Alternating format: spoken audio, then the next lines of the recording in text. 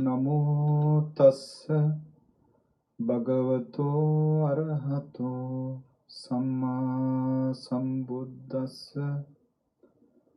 Namo tassa bhagavato arahato samma sambuddhassa. Namo tassa bhagavato arahato samma sambuddhassa.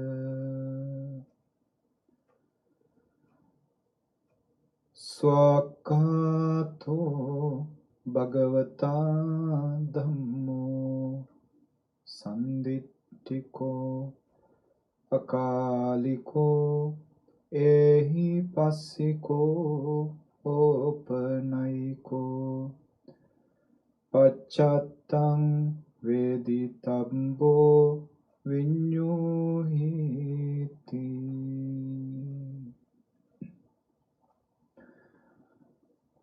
Friends and children in the Dhamma, welcome for the Saturday Dhamma talk during this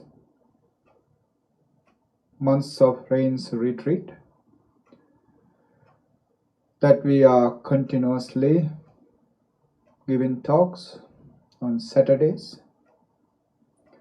Today this talk is being sponsored by Mr. and Mrs. Vasala Bandara, Deepani Bandara, and Indika De Silva, Shalika De Silva.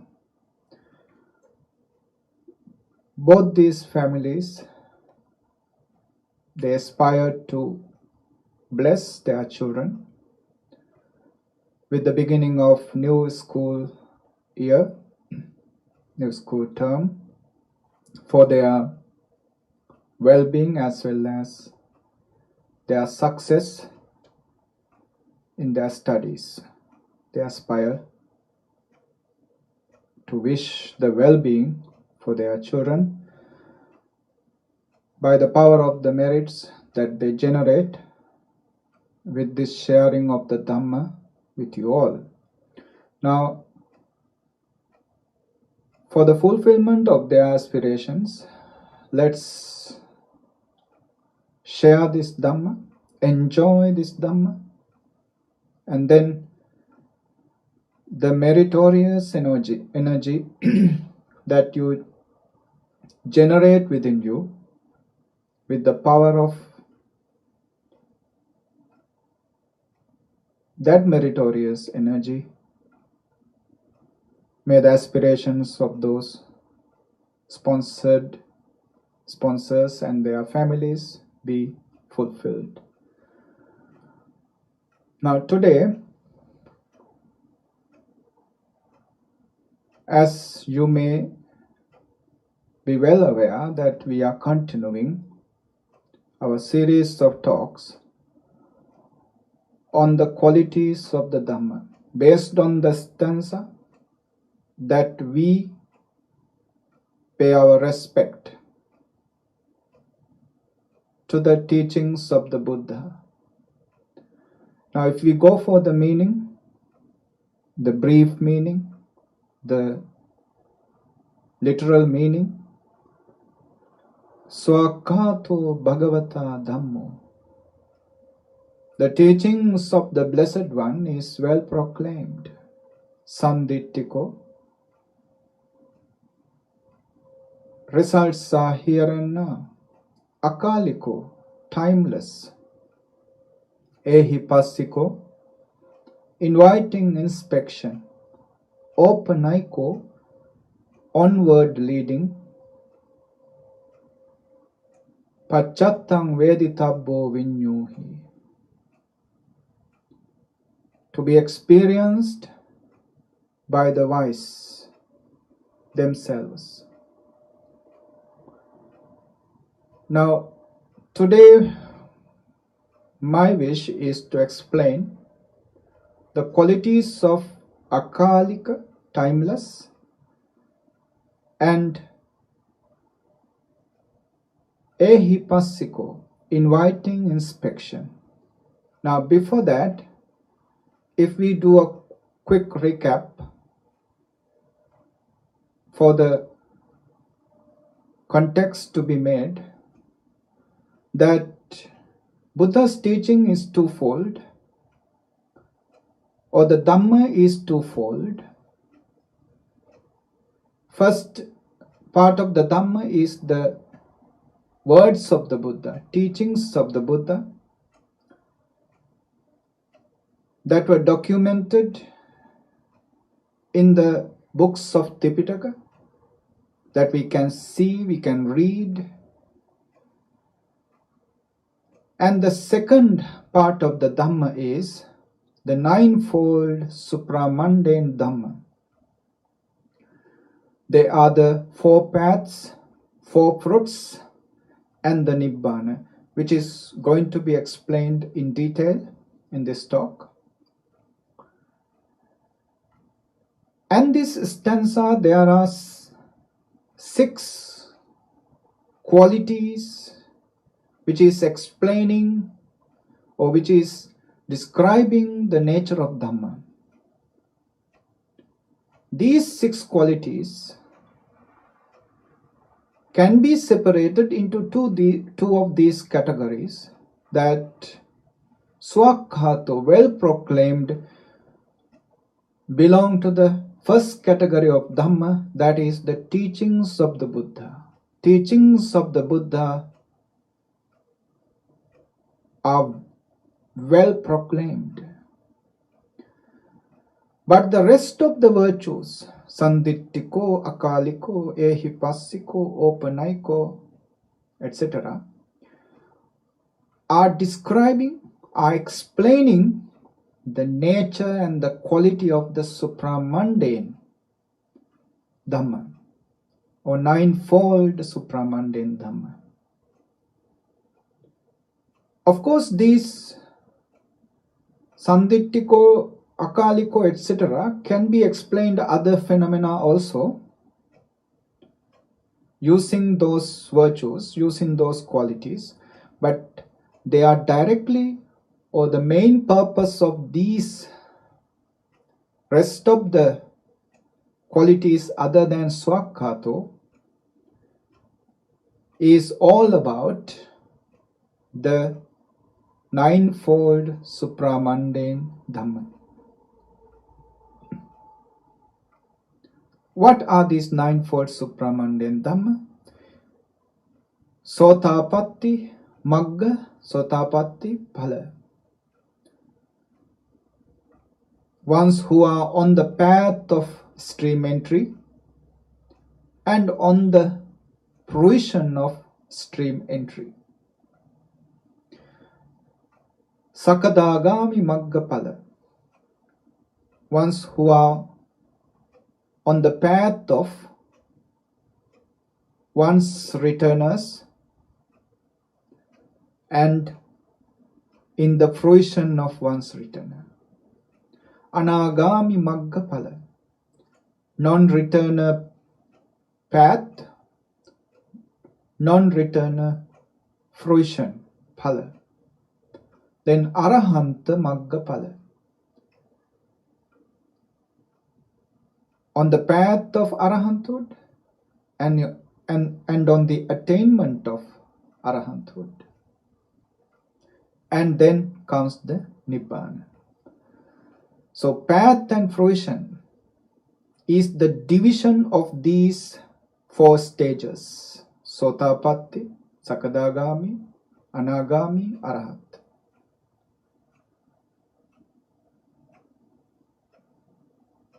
Now today, our purpose is to apply the quality of Akaliko into these ninefold supramundane Dhamma.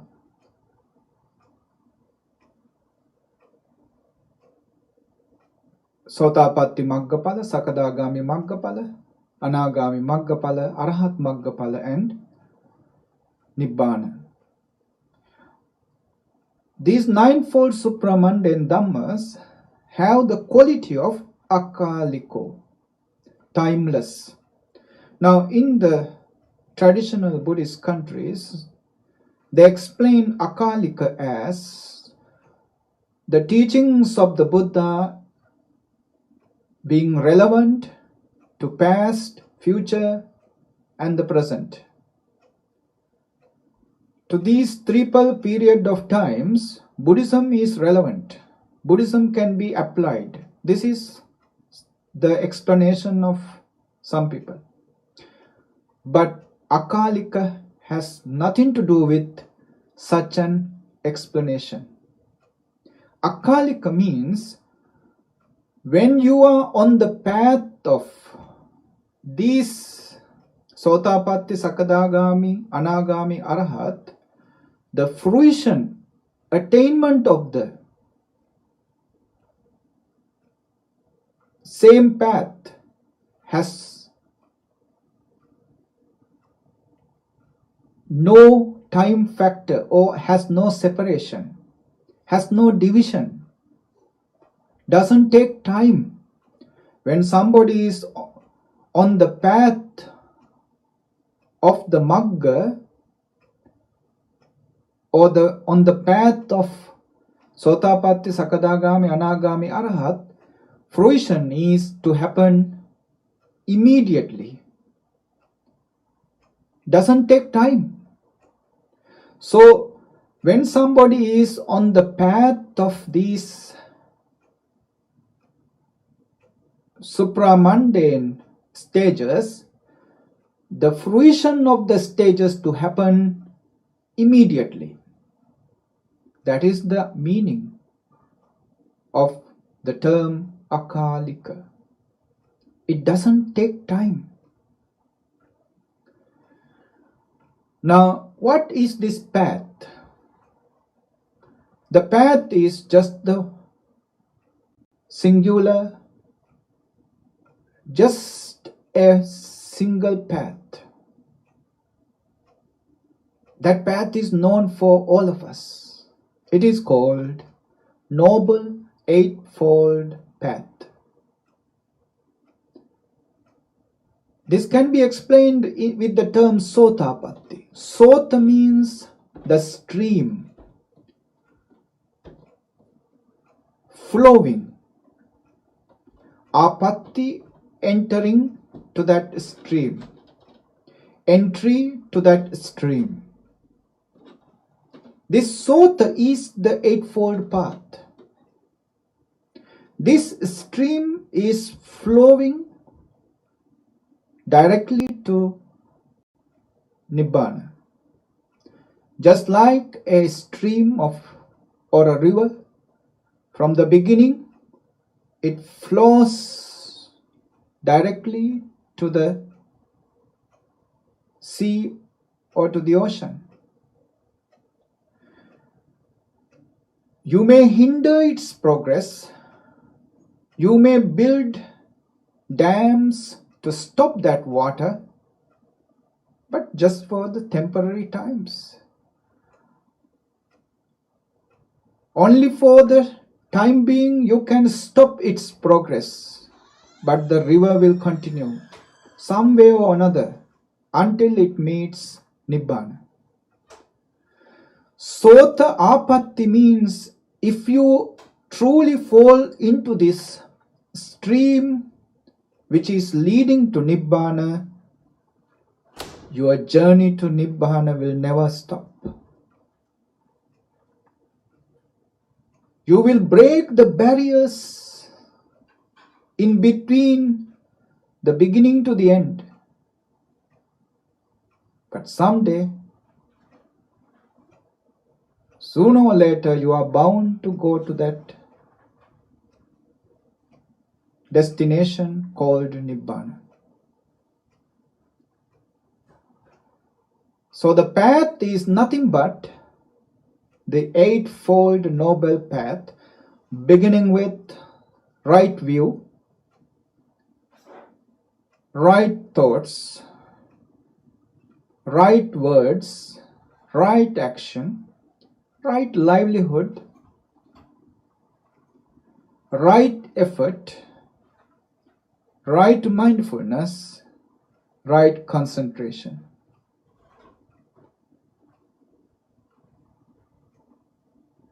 You begin your spiritual journey by applying these 8 factors, beginning with right view to the right concentration. You apply them to your life. You transform your life with these 8 factors. They become your art of living. They become you. Even today, there are people who practice this 8-fold noble path, but sometimes they just give up. It means simply 8-fold path hasn't become their way of living or the art of living. But if these 8-fold noble path become them, transform their very living, then that transformation enables them to destroy the obstacles, barriers, little by little, as their transformation, as their spirituality becoming stronger and deeper, they can destroy stronger and deeper defilements on the way to Nibbana. That's the idea. So when you destroy the defilements, you don't have to wait for the results to happen. Destruction of the defilements and the results happening almost immediately. Instantaneously. At that very moment you are in the fruition as you are on the path. The path is nothing but the 8-fold noble path. The purpose of absorbing this 8-fold noble path to our lives is for attaining Nibbana. When you transform your life with the 8-fold noble path, that means you are destined to be enlightened. And when your transformation becoming stronger and stronger, the obstacles that obstruct your attainment to the Nibbana getting destroyed.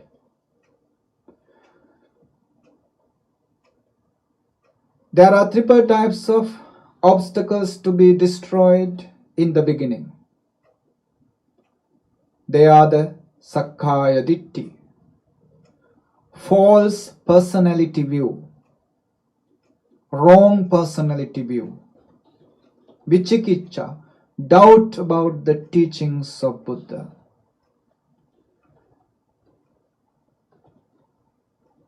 Silabbata Paramasa, the belief that the righteous and rituals will generate Nibbana for us. Now, these obstacles are destroyed when your spirituality is growing, when your strength of the 8-fold noble path within you is growing.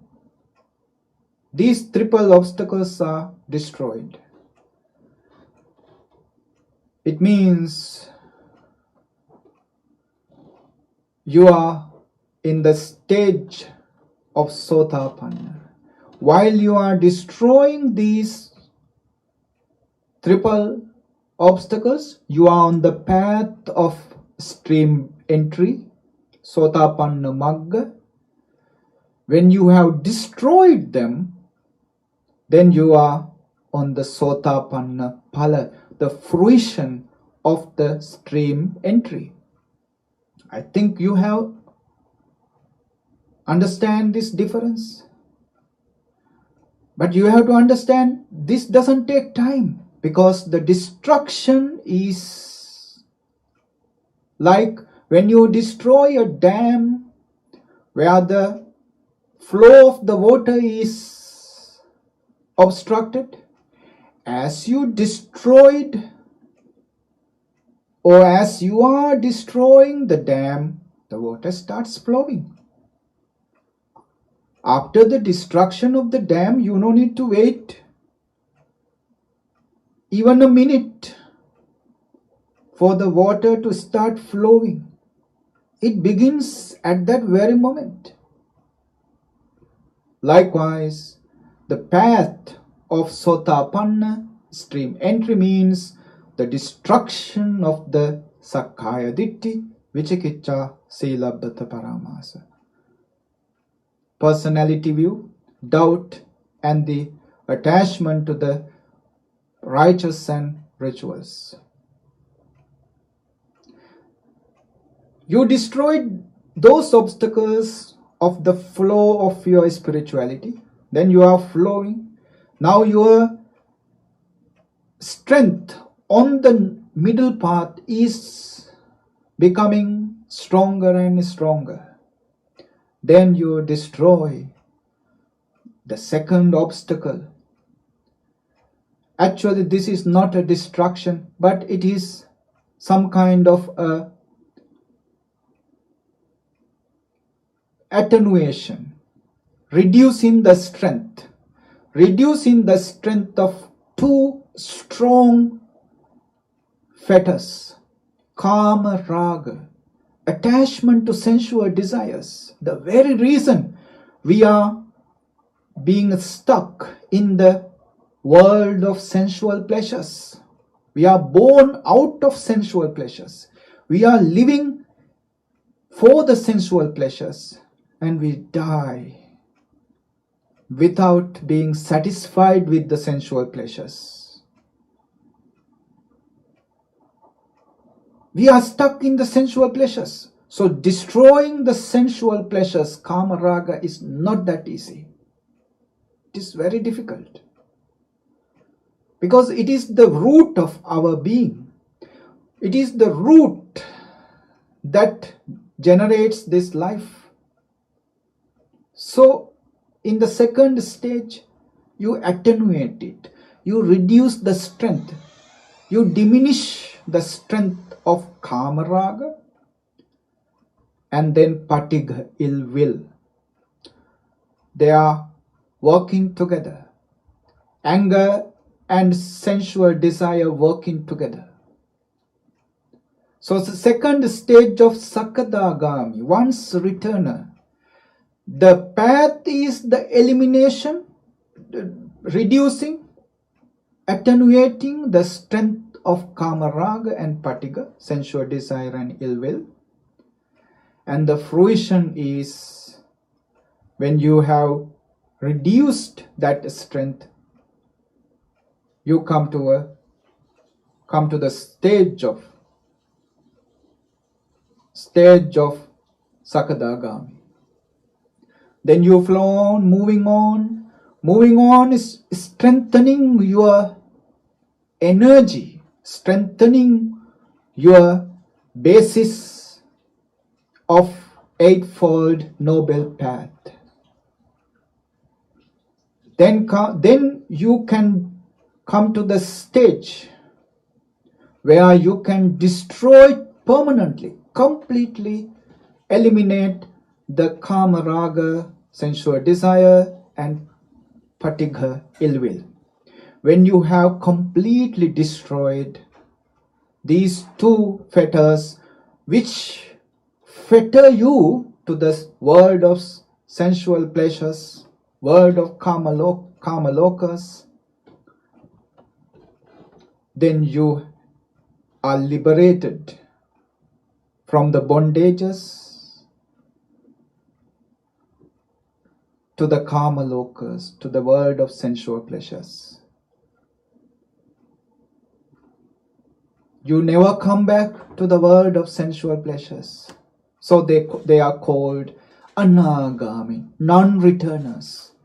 They don't return. Return to where? Return to the world of sensual pleasures, 6 heavens, human realm, and the 4 hells. They never return.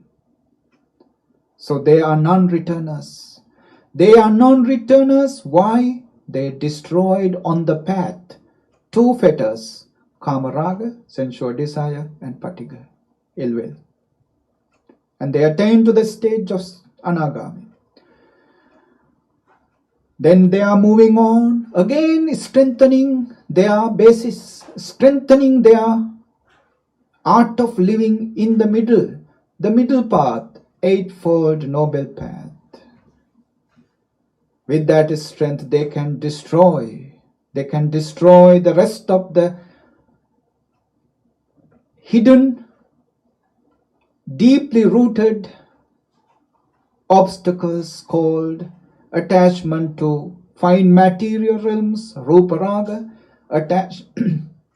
attachment to immaterial realms, arupa raga, mana, conceit, uddhacha, restlessness, and avijja, ignorance. Attachment to form and the formless, conceit, restlessness, and ignorance are the obstacles to destroy together. Together are destroyed these 5 defilements. When they are destroyed, when they are destroying, he is on the path of arahanthood. When they are destroyed, he is on the fruition. He is on the fruition of arahanthood. So between these path and fruitions, there is no gap. There is no any time you can separate. In Abhidhamma they say a thought moment only. A thought moment for the path, then the next thought moment is the fruition. It means they are almost simultaneous. Akaliko means it doesn't take time. It doesn't take time for the destruction of the defilements and the attaining to the fruition of those paths. Magga and Phala. Between path and fruition, between Magga Phala, there is no separation. There is no time-based gap. Almost untimely. Almost simultaneous. That is the meaning for akaliko. The next virtue in the Dhamma is ehi passiko. Ehi, come. Inviting. Passiko. Normally passati in Pali means see, look, observe. But here it doesn't apply literally. It means experience. Come and experience. Come and experience what? Come and experience this 9-fold supramundane Dhamma. All the Buddha's teaching, all what he taught for 45 years of his lifetime after the enlightenment, were directing individuals to attain this 9-fold supramundane Dhamma, nothing else. So the Buddha taught Dhamma to get the people approach to this 9-fold supramundane Dhamma. So if somebody invite, come and see, ehi passiko, there must be some results for that. If there is no result, what to see? If there is no benefit, what to see? And it must be something pure. If somebody asks you to come and see a garbage, he must be your enemy. If somebody asks you to come and see something dirty, unpleasant, that person cannot be somebody friendly to you, somebody who wish your well-being. That must be an enemy of yours. So if something is there and we can invite others to come and see,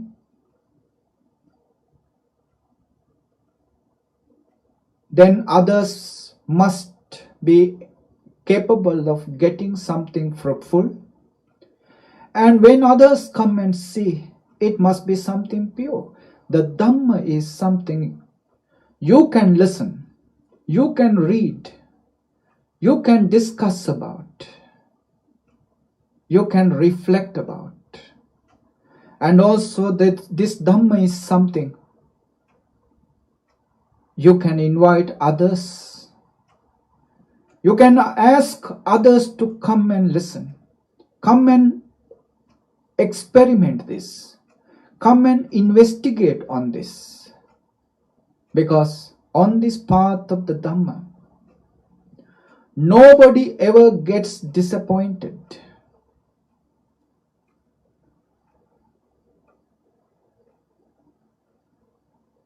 You might have been disappointed in many areas of your life.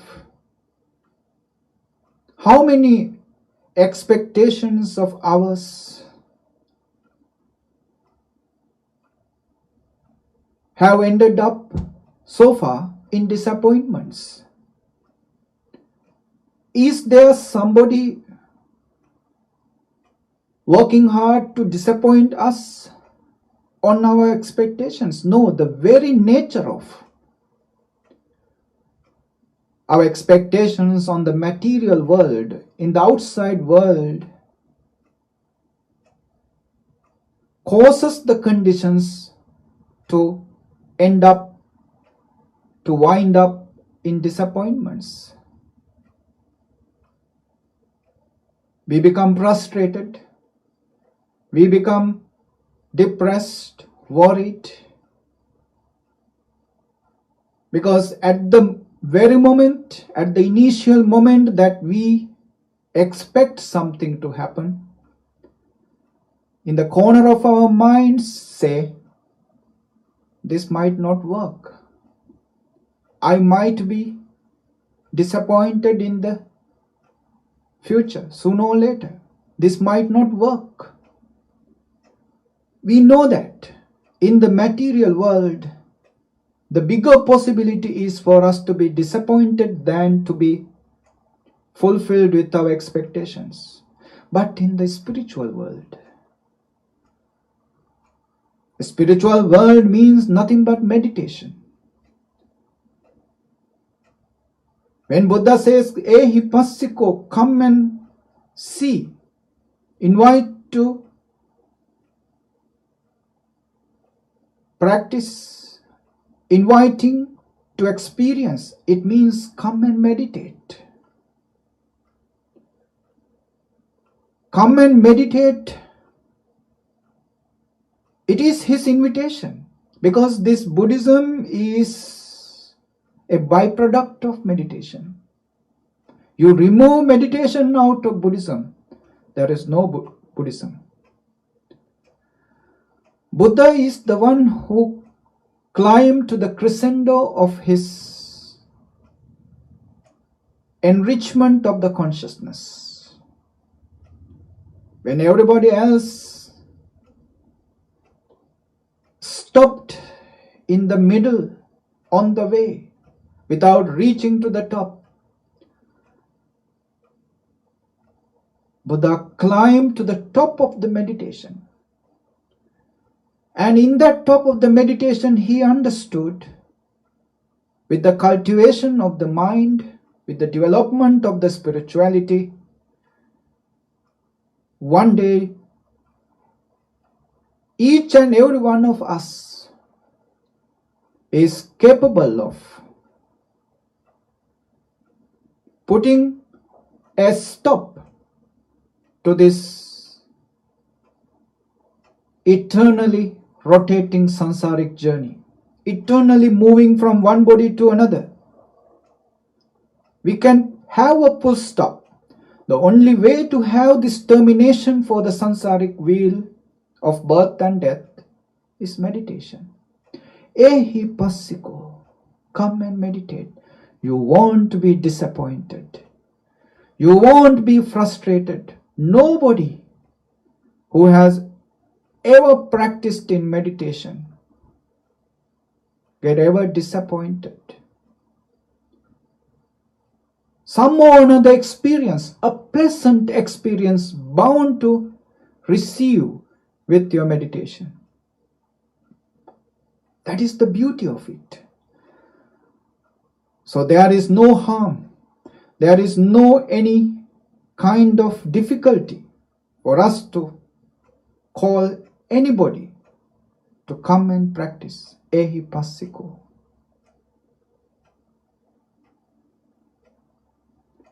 During the Buddha's time, there were many other religions.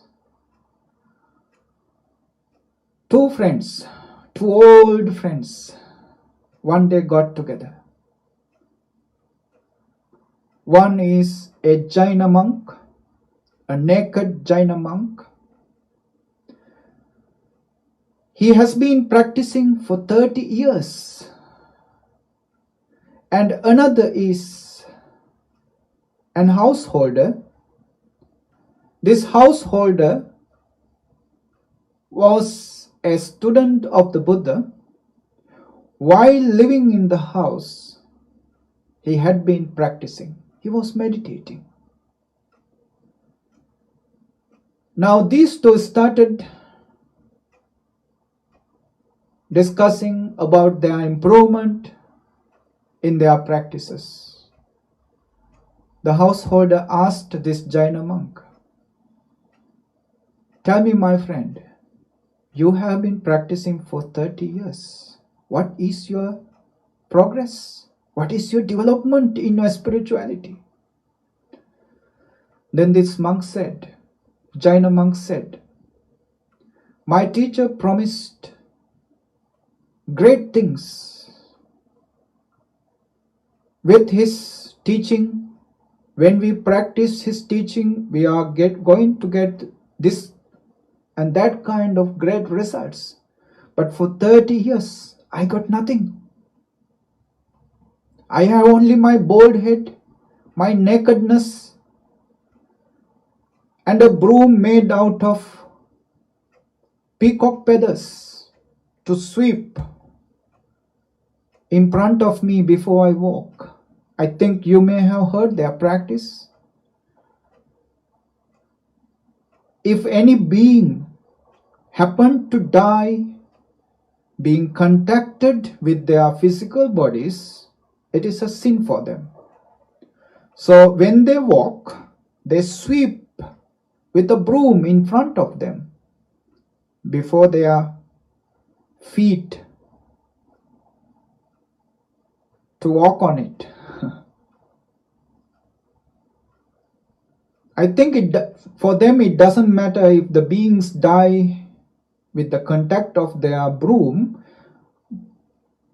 but if these living beings, ants and all those bugs, if those beings happen to die with the contact of their feet, that is the sin for them. So when they get ordained, they get a broom also. This Jaina monks told this layperson, householder, his friend, "I have only these things. No suprahuman attainment for me so far, for 30 years. Then this Jaina monk asked this householder, his friend, who is living in the house, doing business, raising a family, My friend, tell me your progress under the Blessed One, under the Gautama, the Buddha. What kind of progress you have? Householder said, I have developed my meditation so much under the guidance of Buddha. Whenever I want, I can attain to the first jhana and enjoy that bliss, that joy out of that first jhana. Whenever I want, I can enter to the second jhana, third jhana, fourth mental absorption or jhana, and I can enjoy that immense bliss, suprahuman bliss within me. That is my worldly bliss while I am living in this world. And my friend, I am not afraid of death anymore. I have destroyed all the fetters which will bring me back to this worlds of sensual pleasures. I am no more sensual pleasures bound. I have attained to the stage of non-returner, anagami. This is my progress. Then this naked ascetic, Jaina monk, he thought, being a layperson, householder, living a normal life, under the guidance of Buddha, he could achieve such a noble stage of spirituality. Buddha's teaching must be really well proclaimed, must be fantastic, must be such a great, noble teaching. Please, my friend, please pave me the way to reach the Buddha, to be ordained under him, and to practice his Dhamma. This is how many followers of other religious teachers during the times of the Buddha found that the Buddha's teaching promise fruition, promise results, and when you practice them, you are bound to get that results. You are never to be disappointed. Ehi passiko, come and investigate. It is not to come and believe. Buddhism has nothing to do with believing. Buddhism is all about investigating, all about checking about it, to practice and get the result by yourself. Buddha says, believing in the light will never help you to see the light if you are really blind. If you are born blind, believing in the eyes will never help you to see the light.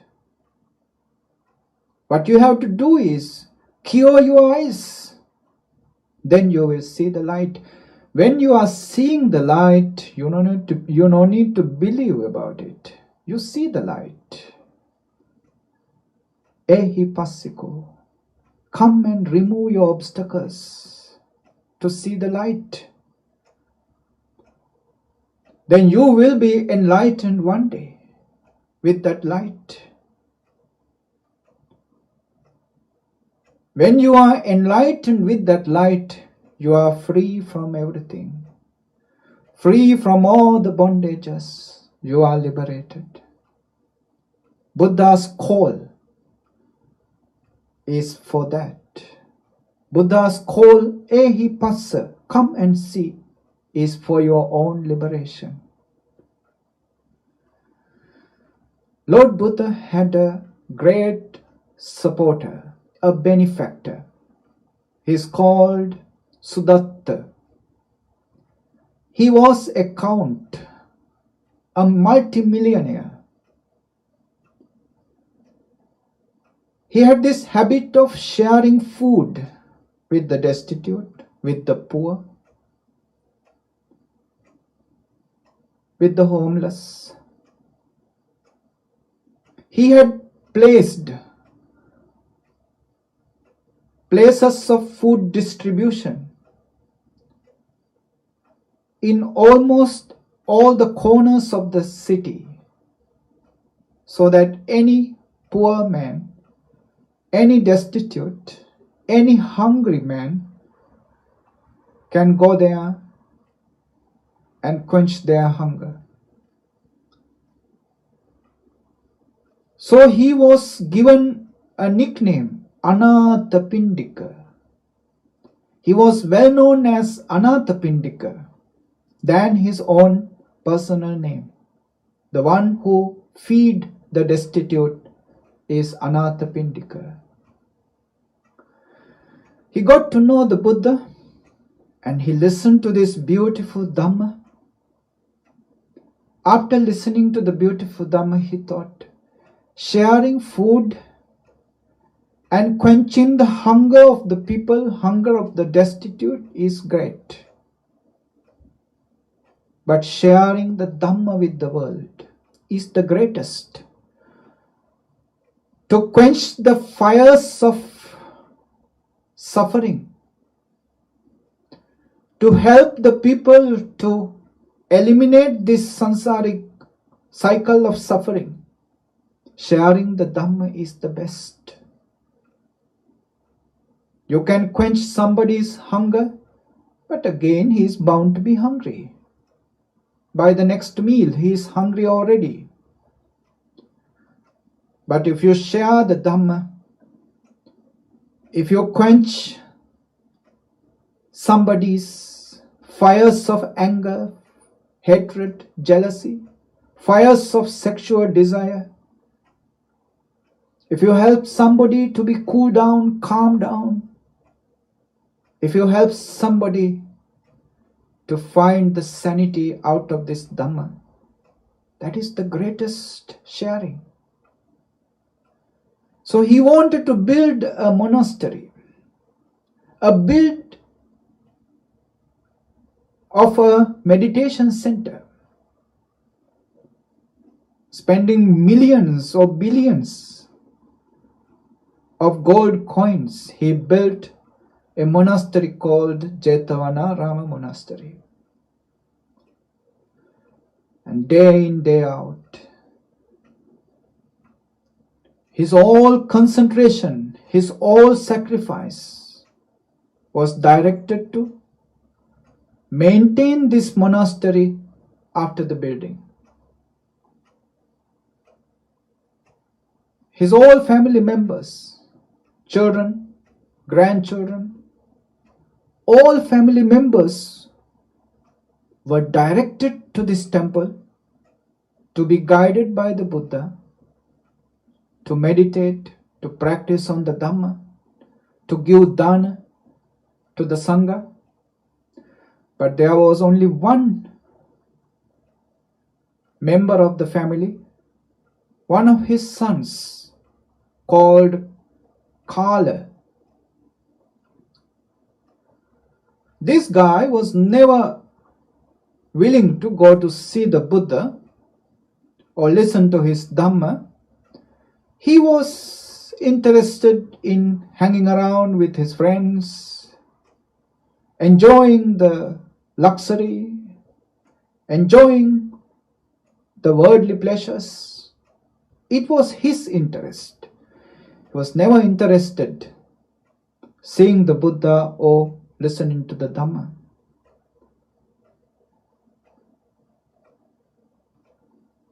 Count, the father, he was worried about his son, his spiritual well-being. Even after seeing a Buddha,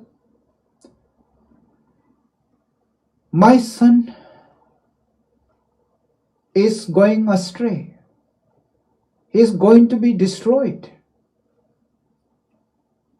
He is going to lose this great opportunity to learn the Dhamma from the Buddha.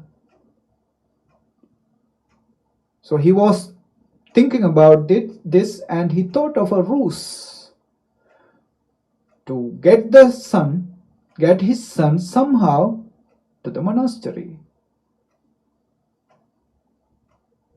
So he asked his son one day, will you able to go to the monastery and observe precepts and listen to the Buddha's teaching? The quick response and expected response of his son was, no, father, I cannot. Then the father said, wait, you didn't listen to all of it. If you do this, go to the temple and observe precepts and listen to the teachings of the Buddha, I will give you 100 gold coins.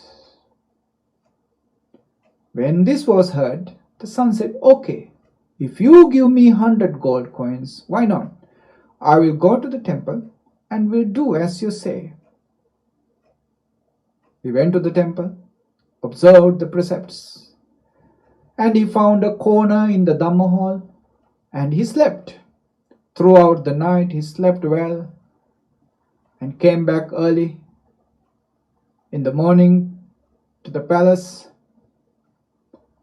and father prepared food, a delicious meal for the son who is coming back after observing precepts. So he asked, son, enjoy your breakfast. You must be very hungry. Just give me the gold coins first. Give me the money first. I will eat later. Only after he got the money, then only he took his breakfast. The count let go of few days, and again he asked his son whether he can go to the monastery and observe the precepts and listen to the Dhamma. And this time I will give you 1,000 gold coins. But this 1,000 gold coins has a price. You have to memorize one of the stanzas that the Buddha teach. And if you can repeat that stanza to me in the next day, I will give you 1,000 gold coins. That is a huge amount of money. Desiring that money, Kala said, okay, why not? I have a good memory. I can memorize. I will memorize the first stanza, and then I will sleep and come back and tell the father the first stanza, and I get the money. He went to the temple. He did the same. And he was trying to memorize. And Buddha saw this. Cheto pariya jnana or chuttu papata jnana. That wisdom helps the Buddha to see the levels of mind or the intentions of the audience. He saw Kala, the son of Anathapindika, the count, has this intention. I want to memorize one stanza, that's it. Then I can sleep.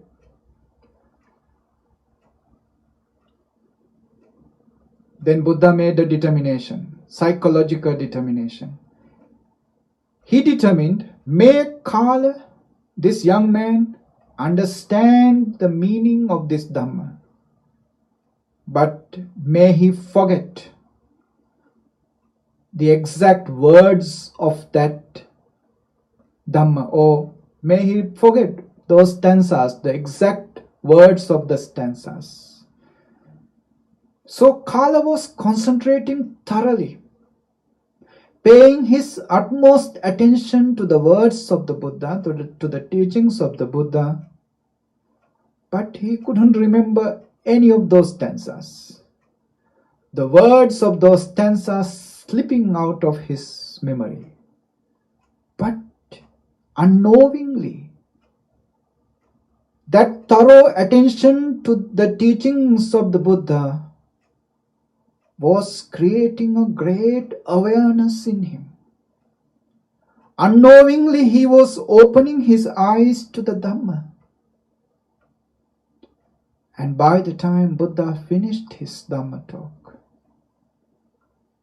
Kala had opened his eyes. Dhamma chakkung udapadi, had opened his eyes to the Dhamma. He had become Sotapanna. The next day, he did not rush to go back home as usual. He waited until the Buddha visit his house for the lunch dana. He followed the Buddha and the Sangha to his house. When the Buddha came to the house, of course, Count and Kala himself and other family members offered Buddha all those food. After the dana, in front of the Buddha, the father, pronouncing or announcing the purpose, "Son, this is your promised money. I promised you, if you go to temple and observe precepts and listen to the Dhamma, I will give you 1,000 gold coins, and this is my promise." And Kala was so ashamed, because now the Buddha knows the story, the monks knows the story, why he came to the temple and observed precepts. He was not accepting that money. And the father was insisting, "Take this money, it is yours. You fulfilled your promise, I am fulfilling my promise." And Kala was not accepting. Then Buddha said, "Count, your son has achieved a greater wealth, a greater power, a greater position, better than those 1,000 gold coins, better than becoming a universal monarch, better than going to be born in one of the heavens, better than becoming the ruler of many countries. Your son has become Sotapanna. He has attained to the first stage of sainthood." Why becoming Sotapanna is greater than becoming a king of the whole world? Why it is greater than being born in heavens? Because you can become a universal monarch in one life. But this sansaric journey is so unpredictable. You can be born in perdition, in one of the hells in the next life. Your becoming a king in one life never assures, never secure you going to be born in hell in the next life. There's a possibility. Only security in the sansara, not to be born in hell, is to attain Sotapanna. Attaining the stage of stream entry, destroying the defilements I explained to you before, is greater than attaining to the stage of universal monarchs. In the worldly realms, no matter how higher you become, still you are bound to go down to the depth of hellish realms. But if you attain to the stage of Sotapanna, you are free from all those fears of the rebirth in the perdition, in hellish realms. That is why attaining to the stage of Sotapanna is even greater than becoming a universal monarch, being born in heavenly realms, being a ruler of many countries. It is the greatest stage. Come and see. Ehi passiko. This Dhamma invite inspection, because while you are inspecting like color, like this young man, while you are inspecting, unknowingly you are attaining to the higher stages. If you have parami. Okay, that's enough for today. This Dhamma talk, as I mentioned before, is sponsored by Mr. and Mrs. Vasala Bandara, Deepani Bandara, and the children. And also Mr. and Mrs. Indica De Silva, Shalika De Silva, and the children. Their expectations, their aspirations, mainly for the well-being of their children, for the success in their education, for the greatness in their future, to be successful in their studies and in all other activities, expectations, aspirations they have. So let's share these blessings together with all the divine beings. May all those divine beings, devas, be rejoiced with these merits. May their divine existences be more powerful with our transferring of merits. And may their blessings be upon you, be with you, for your well-being, for your happiness, for your success, for your physical well-being and mental happiness. May all devas be rejoiced with these merits. Akasatta ca bummatta deva naga mahiddika punyantang anumoditva chiran rakkantu loka sasanam. Akasatta ca bummatta deva naga mahiddika punyantang anumoditva chiran rakkantu loka sasanam. Akasatta ca bummatta deva naga mahiddika punyantang anumoditva chirang rakkantu loka sasanam.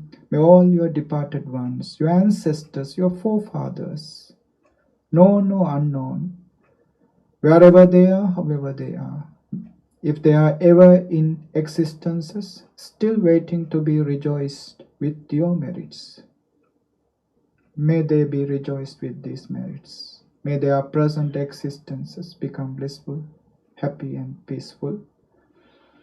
May they be enabled to move on to a better existence, better life. And may these merits pave the way for them to get rid of their sufferings and moving on to a new blissful existences. Idam me jnatinam hotu Sukita hontu jnatayo. Idam me jnatinam hotu Sukita hontu jnatayo. Idam me jnatinam hotu Sukita hontu jnatayo. Blessings for you. Sabbetiyo vivaccantu sabbarogo vinassatu. Mate bhavatu antarayo sukhi digayuko bhava bhavatu sabba mangalam රක්칸තු සබ්බ දේවතා සබ්බ බුද්ධානුභාවේන සදා සොත්ති භවන්තු තේ සබ්බ ධම්මානුභාවේන සදා සොත්ති භවන්තු තේ සබ්බ සංඝානුභාවේන සදා සොත්ති භවන්තු තේ. සාදු සාදු සාදු.